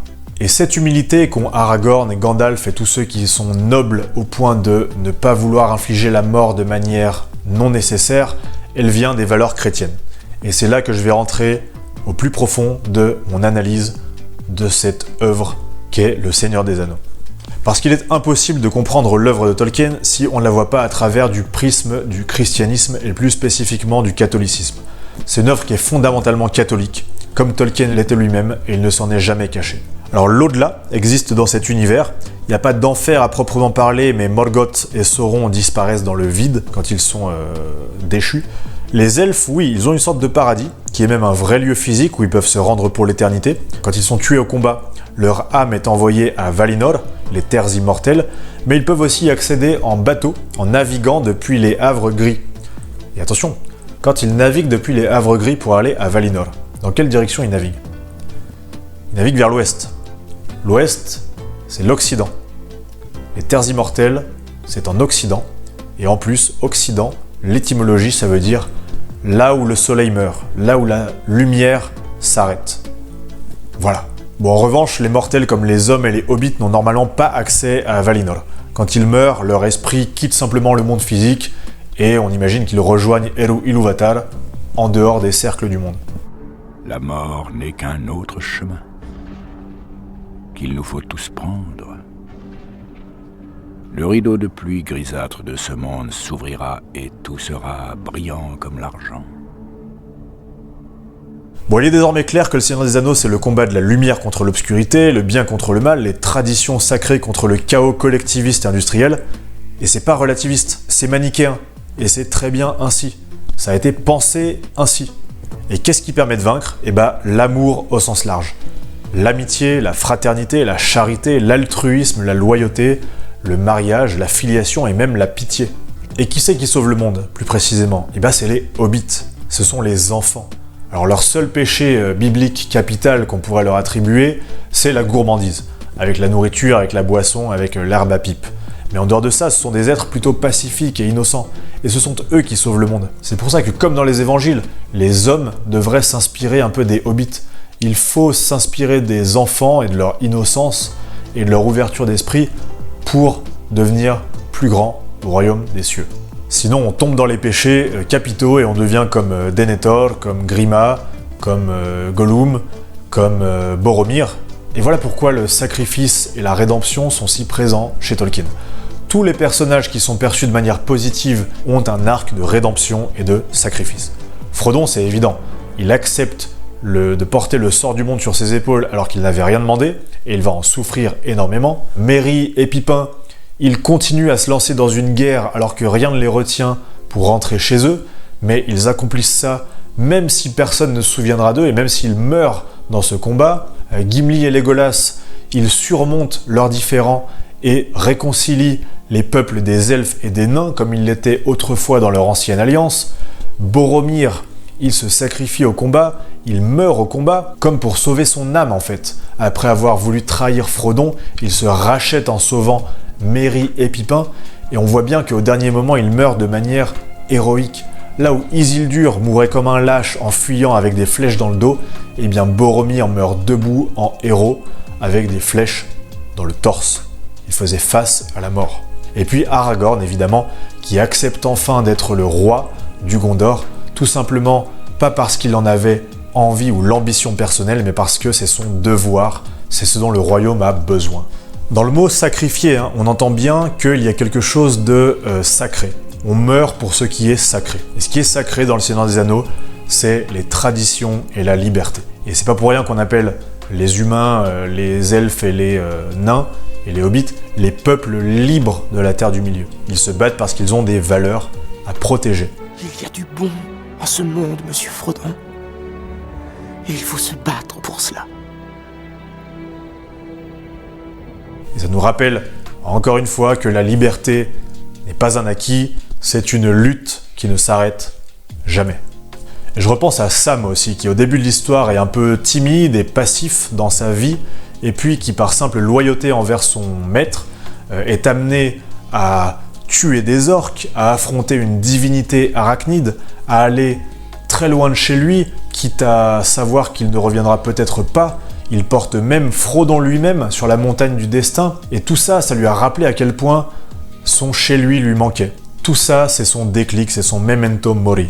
Il s'est rappelé qu'il était un mortel et qu'il allait mourir, et à quel point la vie était précieuse et la comté était précieuse. Alors dès qu'il rentre, il se marie à Rosie, il lui fait 13 enfants, et il devient maire de la comté. Voilà. Et un dernier parallèle avec le christianisme, je pense que c'est le lembas. Vous savez, ce sont ces galettes fines de pain elfique qui, quand elles sont consommées, redonnent à la fois des forces au corps et à la fois de la vigueur, de la volonté et des pensées positives à l'esprit. Et ça, clairement, c'est une allégorie, une représentation de l'hostie qui est consommée pendant l'Eucharistie. L'Eucharistie, c'est ce rite chrétien qui était très cher à Tolkien, et je pense qu'il a voulu le représenter de cette manière-là. La preuve avec ce pain qui régénère le corps et l'âme à la fois, et qui pourtant est un poison pour les orques, tout simplement parce qu'ils ne sont pas sauvables, alors qu'on est censé manger à travers l'hostie à la fois le corps du Christ et avec le vin boire le sang du Christ qui est censé nous sauver. Et bien pour les orques c'est un poison. Et pour Gollum, à qui il est offert de consommer une petite partie de lembas que lui offrent Frodon et Sam, et bien qu'est-ce que fait Gollum? Il le recrache et il le refuse. Ça veut dire qu'il a eu l'occasion d'être sauvé, et là en fait à ce moment-là on est censé comprendre de manière métaphorique qu'il n'est déjà plus sauvable ou qu'il refuse d'être sauvé. Et cette analyse je ne l'ai vue nulle part, donc dites-moi si vous l'aviez déjà entendue, mais je pense que c'est très profond. Maintenant pour le plaisir je vais vous lister les différences qu'il y a entre les films et les livres. Alors je vais pas parler des différences mineures, mais de celles qui ont un vrai impact sur l'histoire et qui ont été des choix réfléchis de réalisation. Si je devais résumer, les livres de Tolkien contiennent beaucoup plus de chansons, beaucoup plus de moments de déambulation dans la forêt, dans les paysages, dans les moments un peu de flottement. Et puis ils sont beaucoup plus optimistes dans le sens où les personnages savent qu'ils ont une chance de gagner. On mentionne plusieurs fois que Sauron s'affaiblit, qu'il est sur le point de perdre, qu'on a une chance de gagner. Alors que chez Peter Jackson, donc il a essayé de couper les moments de flottement comme ça pour au contraire développer beaucoup plus les batailles, qui sont quasiment pas développées dans les livres, et développer les moments périlleux. Et puis les personnages des films, ils sont plus forts en émotion parce qu'ils ont été légèrement réécrits pour avoir un arc de progression qui est beaucoup plus visible et satisfaisant quand on est au cinéma aussi. Je vais commencer par les différences qu'il y a dans le premier film, dans la communauté de l'anneau. Donc la plus grande différence, c'est peut-être Tom Bombadil. Dans les livres, on a des longs chapitres avec les 4 hobbits qui voyagent en forêt, qui dînent avec le fermier Mago, qui sont capturés par un vieil arbre, un vieux saule, et qui sont sauvés par Tom Bombadil, qui est donc un être totalement divin et féerique, qui ne craint pas du tout l'anneau de Sauron. C'est assez bizarre, c'est une parenthèse qui ne revient plus jamais, et c'est pour ça que dans les films ça a été supprimé, parce que c'était un peu une péripétie jugée comme inutile, qui brise les enjeux dès le début. On voit que l'anneau, il n'affecte pas tout le monde, et surtout ce personnage ne revient absolument plus jamais. Donc il peut être une représentation, l'incarnation de Dieu sur Terre, peut-être encore un aspect christique assez bizarre, mais bon, en tout cas, pas forcément nécessaire pour les films. J'ai noté comme différence Sam, où dans les livres il est totalement arriéré, franchement il parle comme un attardé mental, ça m'a saoulé. Alors que dans les films, c'est juste un paysan modeste, mais qui est brave et qui n'est pas ridiculisé pour autant. La différence au niveau des Uruk-hai également, dont l'origine n'est pas très claire dans les livres, il y en a un dans la Moria par exemple, alors que dans les films c'est clairement une création de Saruman qui expérimente sur les orques, et on a l'invention aussi dans les films du personnage de Lurt, qui est l'Uruk-hai principal du premier film, ce qui permet d'avoir un antagoniste à la fin du premier film, parce que sans ça, bon, on serait pas dans un schéma de film classique et on n'aurait pas eu de vrai antagoniste dès le premier film. Là, ça permet d'avoir un méchant. Aragorn est différent, dans les livres, il est confiant dès le début. Il annonce qu'il veut le trône tout de suite, que c'est lui le roi, et il l'annonce fièrement. Il possède déjà la lame reforgée Andúril, la lame de Narsil qui a été reforgée. Alors que dans les films, évidemment, il est torturé, il doute de lui, il accepte progressivement son rôle de roi, et c'est symbolisé quand il acquiert finalement dans le troisième film la lame reforgée de Andúril. Même Arwen, dans les livres, elle est totalement absente, à part un tout petit peu dans les notes de fin du troisième livre pour raconter un peu son histoire avec Aragorn. Alors que dans les films, dès le début, on a une histoire d'amour qui est développée, cet amour impossible, et puis elle a un vrai dilemme moral qui est hyper intéressant sur sa mortalité. Donc ça aussi, c'était un très bel ajout. Et puis Gimli et Legolas, dans les livres, ils sont rapidement amis sans raison évidente, alors que dans les films, c'est quand même plus subtil. Ils commencent comme vraiment ennemis, et puis s'installe petit à petit une rivalité, au début malsaine, puis de l'humour, puis de l'affection, et vraiment une amitié très forte, un amour fraternel très fort à la fin. Même Boromir dans les livres, il sert à rien, il parle pas, il allume juste les feux de camp, voilà ce que j'ai noté. Alors que dans les films, il est développé, il est attiré par l'anneau plusieurs fois, il est réticent envers Aragorn en tant que roi. Tout ça, ça donne du sens à sa rédemption finale qui est encore plus impressionnante. Et puis l'histoire de Sméagol, donc l'histoire qu'on voit au tout début du troisième film, et qui permet d'apporter de la profondeur au personnage une fois qu'on le connaît déjà, et bien dans les livres, en fait, elle est calée au tout début du premier livre, en tout cas quand il est capturé par Gandalf et Aragorn, avant le Conseil d'Elrond. Donc ça, c'est une construction narrative qui permet d'apporter de la profondeur à un personnage qu'on connaît déjà mieux, de manière plus familière dans les films. Dans les deux tours, j'ai listé ces différences-là. Déjà, le découpage, rien à voir. Le découpage des livres, c'est deux grosses moitiés. La première, c'est Aragorn et sa compagnie, et la deuxième, c'est Frodon et Sam. Alors que dans les films, on a des nombreux blocs qui alternent, et qui permettent donc d'alterner les points de vue de manière plus dynamique. Alors Théoden, dans les livres, il est totalement maître de son libre arbitre, mais il se laisse influencer par Grima Langue de Serpent. On sait pas trop pourquoi. C'est assez facile de le manipuler, et Gandalf, en fait, il se contente de le convaincre par la parole. Je sais pas si c'est censé être mieux ou moins bien, je suis pas décidé là-dessus, mais en tout cas dans les films c'est clairement qu'il est possédé par Saruman afin d'être manipulable par Grima, et son réveil par Gandalf c'est tout simplement un exorcisme. C'est retranscrit même visuellement par son spectaculaire rajeunissement, puis ça me rappelle la scène absolument majestueuse, absolument épique, où il sort son épée et où le travail du son est absolument délicieux.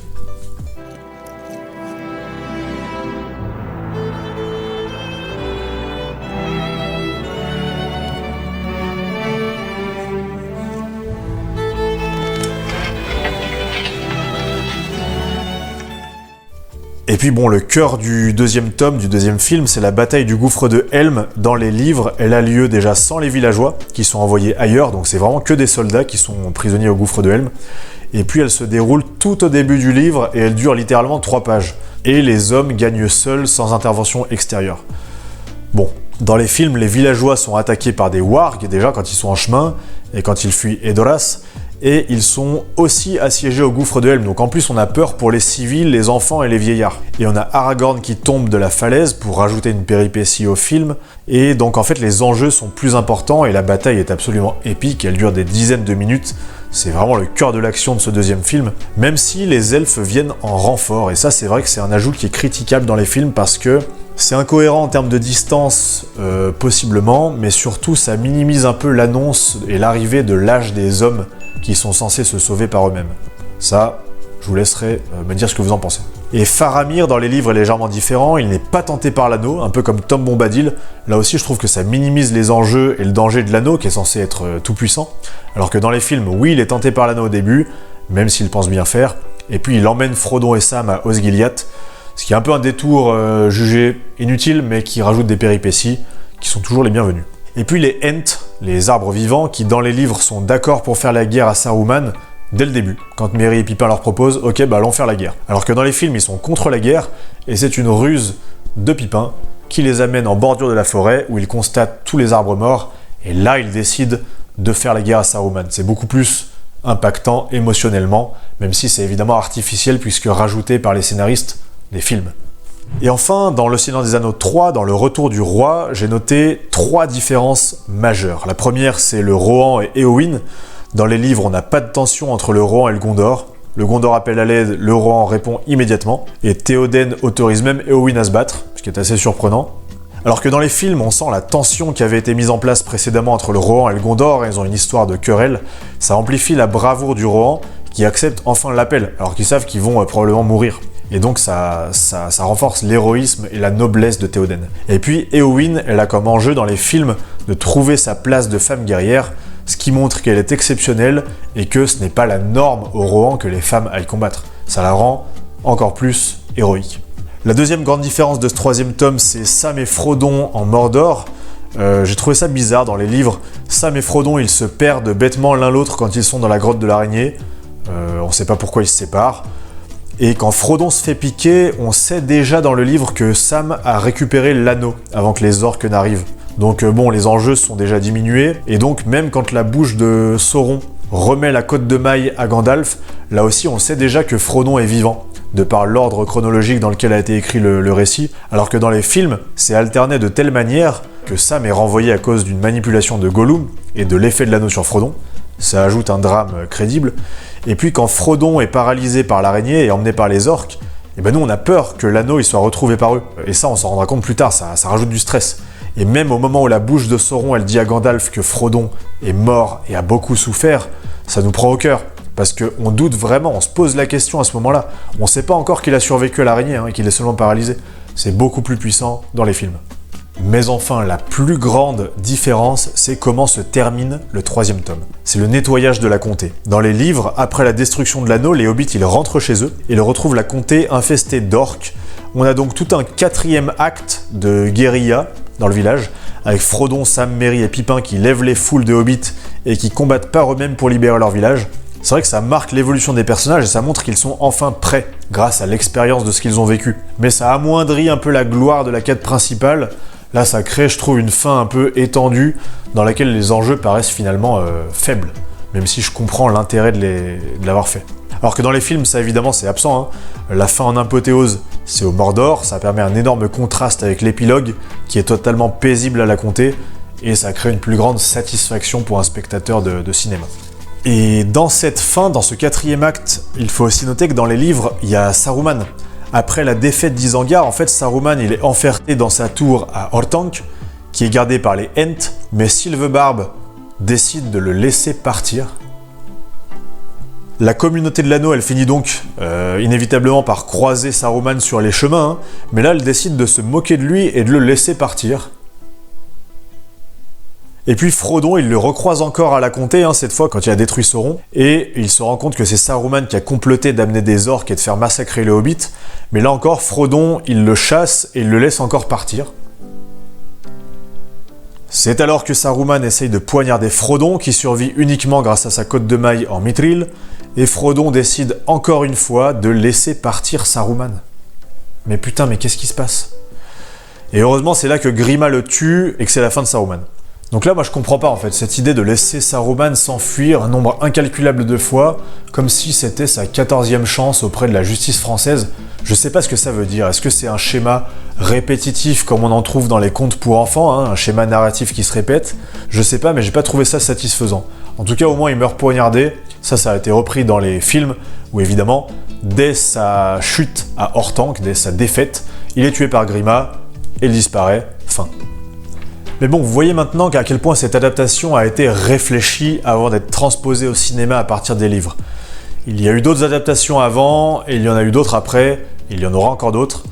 Elles ne sont pas toutes aussi réussies. Dans les tentatives précédentes, je vous ai noté une tentative de la part des Beatles, le groupe de rock, qui voulait faire un film dans les années 60, mais le réalisateur Stanley Kubrick a décliné en leur disant que c'était techniquement impossible, et de toute façon même Tolkien lui-même a refusé de leur laisser les droits d'adaptation. Et puis on a le réalisateur Ralph Bakshi qui a lancé son projet à la fin des années 70, c'est lui qui a sorti le film d'animation qui couvrait le premier tome et la moitié du deuxième tome, un peu jusqu'au gouffre de Helm. Il utilise la technique de la rotoscopie, c'est-à-dire de dessiner par-dessus les scènes qui sont jouées par des vrais acteurs. Alors c'était ambitieux et innovant, mais ça fait une animation bizarre, c'est pas fameux, et ça a eu un succès très mitigé, une réception très mitigée.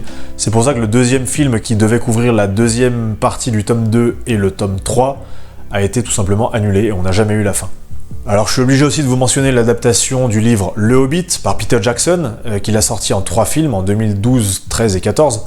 Et là aussi, l'idée de départ était casse-gueule. Le livre Le Hobbit, c'est un tome qui fait même pas 1/5 de l'œuvre du Seigneur des Anneaux, et Peter Jackson a voulu en faire une trilogie de films. Donc déjà là, vous savez que 80% des scènes ne sont pas canon à l'œuvre originale. Je me sens desséché.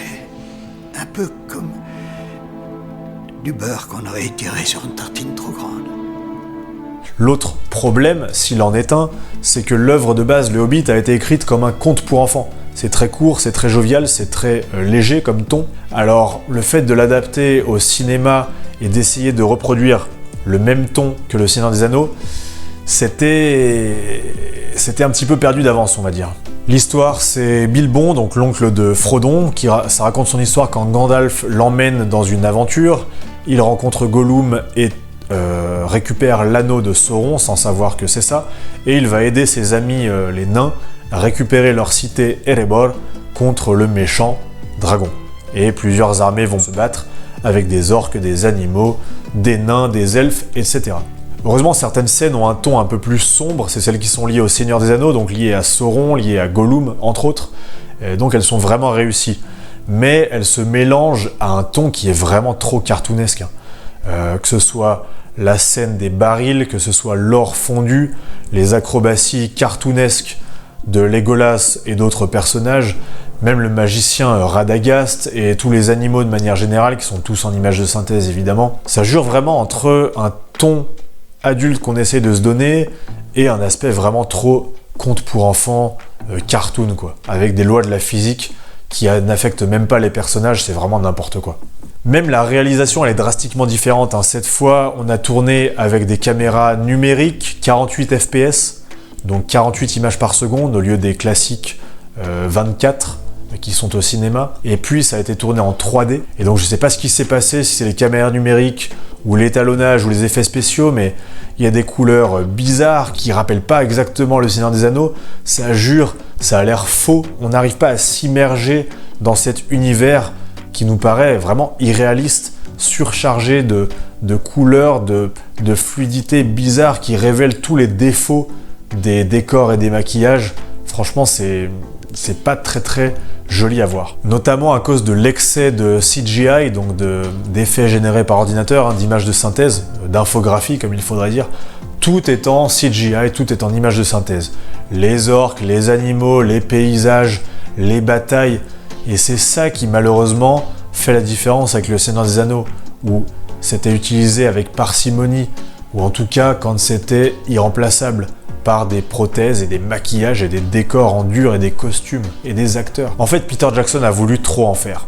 C'est ça le problème aussi des préquels qui sortent après, c'est-à-dire que là dans le Hobbit on a des Nazgûl, on a Sauron, on a Gollum, on a des centaines d'araignées géantes, on a un groupe entier de femmes qui se battent, on a des Nazgûl, on a des wargs, on a des aigles, on a des vers géants, on a des armées encore plus géantes que dans le Seigneur des Anneaux. Tout ça, c'est vraiment l'overdose qui minimise malheureusement l'impact qu'avait le Seigneur des Anneaux, et là, qui nous sort un peu du récit où on se dit bon là, c'est trop quand même. Pour résumer, la trilogie Les Hobbits fonctionne moins bien au cinéma à cause de cette overdose de cartoonesque et de contes pour enfants qui est juxtaposée avec des moments qui se veulent plus sombres et plus adultes, le tout dans un univers visuel qui est moins tangible et qui essaye d'en faire trop en fait. C'est là que les fans interviennent. Il existe un montage de fans qui a coupé plus de la moitié de la trilogie en termes de durée pour en faire un seul film, Le Hobbit, qui dure 4 heures et qui a été corrigé, même en termes de colorimétrie, de musique, tout. Il s'appelle M4 The Hobbit Book Edit. C'est une bonne manière d'appréhender cette œuvre en faisant un compromis entre les excès de Peter Jackson et puis le respect de l'œuvre originelle de Tolkien. Et puis on a d'autres adaptations de l'univers qui ont suivi. On a la série Amazon Les Anneaux de Pouvoir, commencée en 2022 et qui raconte la montée de Sauron et la chute du royaume de Númenor. Franchement, c'est douloureux tellement c'est nul. Le rythme est lent, c'est incohérent avec l'univers, c'est mal écrit. Galadriel, qui est censée être une magicienne puissante, noble, impressionnante, devient une adolescente capricieuse alors qu'elle a 3000 ans. Il y a une overdose d'effets spéciaux, il y a des quotas de diversité, les elfes sont moches, tous les personnages sont moralement gris, donc tous les gentils sont pas vraiment gentils, ils sont insupportables, tous les méchants, ils ont des excuses, c'est vraiment n'importe quoi. C'est vraiment une fanfiction qui crache sur l'œuvre d'origine, et c'est même pas une œuvre en fait, c'est un produit de commande qui est là vraiment pour exploiter de la licence. Comme autre adaptation, on a le film d'animation La Guerre des Rohirrim qui est sorti en 2024. Ça raconte l'histoire un peu confuse du Rohan qui se situe avant le Seigneur des Anneaux, et c'est centré sur une héroïne. L'héroïne est presque une création, tellement elle a été développée alors qu'elle n'est à peine mentionnée dans l'œuvre d'origine, et c'est vraiment une pâle copie d'Éowyn. Donc là aussi ça fait un peu redite, ça minimise un peu le personnage d'Éowyn en voulant en faire trop. C'est une héroïne qui est un peu trop féministe par rapport à Éowyn. Le message est un petit peu exagéré. C'est pas woke, c'est pas lourd, mais c'est un peu redondant. L'animation est saccadée, même si les dessins sont jolis, donc le rendu n'est pas exceptionnel. C'est pas une catastrophe, mais c'est pas non plus inoubliable. Ah oui, et puis on a le biopic Tolkien, qui est sorti au cinéma en 2019. Alors le film a été désavoué par la famille Tolkien, parce que c'est quand même un film biographique qui réussit l'exploit de raconter la jeunesse de l'auteur, de J.R.R. Tolkien, sans quasiment jamais mentionner le catholicisme, ou l'importance que ça avait dans sa vie et dans l'écriture du Seigneur des Anneaux. Donc franchement, il fallait le faire. Est-ce vraiment étonnant de la part des producteurs actuels d'Hollywood ? Je ne sais pas. Et puis, à l'avenir, on a d'autres films qui sont prévus pour faire revenir Le Seigneur des Anneaux au cinéma et continuer d'en exploiter les licences. On attend par exemple La Traque de Gollum, qui est centrée sur Aragorn et Gandalf, à la poursuite de Gollum, qui se passe chronologiquement au tout début de la communauté de l'anneau, lors de cette ellipse. Et puis on a ensuite L'Ombre du Passé, qui se déroulera après le retour du roi, donc c'est un séquel, une suite, qui racontera en flashback apparemment des chapitres non filmés de la communauté de l'anneau. Donc on fera peut-être des allers-retours entre la fin du retour du roi à la comté et les chapitres non racontés du premier tome, peut-être Tom Bombadil. Apparemment c'est du point de vue de la fille de Sam, évidemment. Et je ne suis pas optimiste sur tous ces prochains projets. C'est un peu comme Star Wars, on a une première trilogie considérée comme un chef-d'œuvre. Trop longtemps après, on a une trilogie de préquels qui est au tout début rabaissé et non apprécié et critiqué fortement, qui finalement, quand on voit la suite, est un peu rétabli dans son honneur, parce qu'on voit que la suite, c'est finalement de l'exploitation de licences, c'est traire la vache laitière jusqu'à plus soif, avec des séries dérivées, des animés, des films à n'en plus finir, plus ou moins cohérents d'ailleurs, donc ça va vraiment finir comme l'exploitation de licence Star Wars. En conclusion, pourquoi ce miracle n'aura plus jamais lieu au cinéma et pourquoi on ne verra plus jamais de films ou de trilogies comme Le Seigneur des Anneaux? Déjà, plusieurs groupes contrôlent les licences Tolkien aujourd'hui. Les descendants de Tolkien, via le Tolkien Estate, ils ont seulement gardé les droits du Silmarillion et des contes inachevés, à l'exception de certains chapitres dont ils ont cédé les droits à Amazon pour leur série.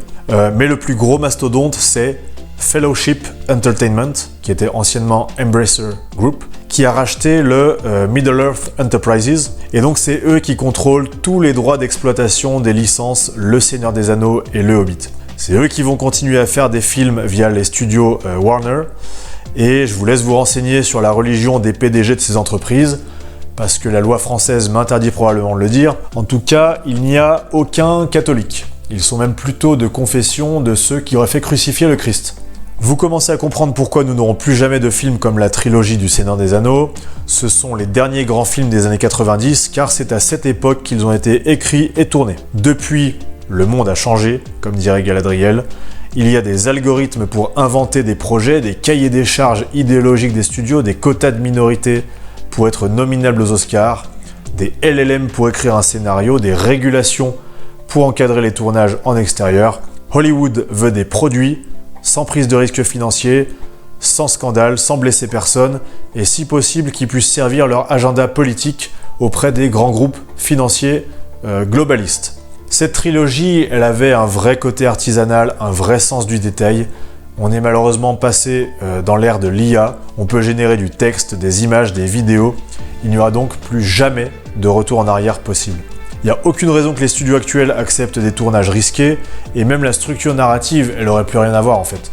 Désormais, on couperait toutes les péripéties qui sont jugées inutiles, on réécrirait des personnages de manière différente, on fusionnerait les films.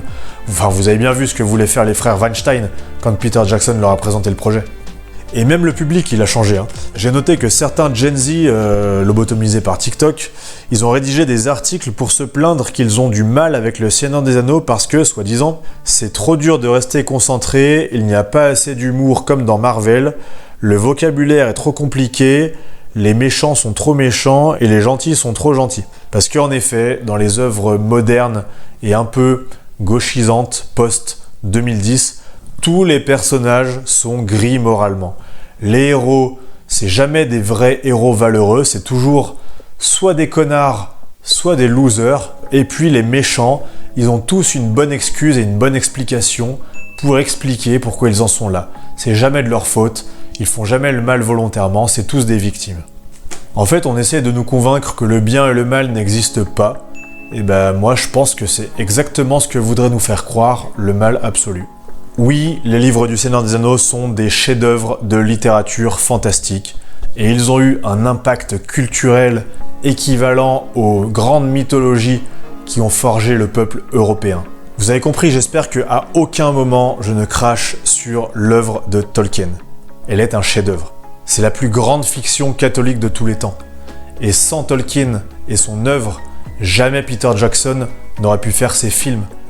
Les livres sont vraiment la pierre angulaire sur laquelle Peter Jackson a pu fonder l'édifice de ses films. Donc merci Tolkien et merci Peter Jackson d'avoir permis l'existence de ces chefs-d'œuvre du cinéma et de la culture européenne. Le cinéma, c'est le 7e art et il combine tous les 6 arts qui l'ont précédé. Il combine l'architecture, la musique, la littérature, le graphisme, la musique, la sculpture. Tout ça, c'est dans le cinéma. Dans un livre, on n'a pas de rythme imposé, on n'a pas de visage, on n'a pas de musique, on n'a pas de voix, on n'a pas de support visuel, on n'a pas d'image. Donc certes, un livre permet de travailler l'imagination, mais vous m'accorderez que vous allez plus souvent voir des films ou des séries que vous ne lisez des livres. Il y a une raison, c'est parce que ça permet de avoir un impact émotionnel généralement beaucoup plus fort, par toutes les raisons que j'ai invoquées. Donc je maintiens que les films sont mieux parce qu'ils ont su actualiser et sublimer cette œuvre magnifique sans jamais trahir l'esprit de Tolkien. If you were to be remembered as the man who has made The Lord of the Rings, would you rather be remembered as a man who has said something or as a man who has made something? I don't think you can distinguish. The made thing, unless it says something, won't be remembered. Thank you. Les éléments visuels de ma vidéo sont inspirés du contenu du vidéaste Durendal sur YouTube parce que j'apprécie beaucoup son travail d'analyse de cinéma, mais à aucun moment il n'a participé à la création de mon projet et je ne parle pas du tout en son nom. Je pense même que s'il voit la vidéo, il va la détester à cause des opinions qu'il a, qui sont plutôt woke et bien pensantes. Donc, je parle en mon nom propre, mais j'apprécie néanmoins le grand travail qu'il a fait, il m'a beaucoup appris, et je vous recommande donc très fortement d'aller voir sa chaîne. Pour ce qui est du Seigneur des Anneaux, je pense avoir remis l'église au centre du village. N'hésitez pas à me dire si ce format vous a plu, pour savoir si j'en fais d'autres ou pas. Vous trouverez probablement en description de la vidéo un lien vers un article de blog qui retranscrit tout ce que j'ai dit sous forme écrite et illustrée. Et puis, il ne me reste plus qu'à vous dire prenez soin de vous, allez lire ou voir Le Seigneur des Anneaux. Ciao!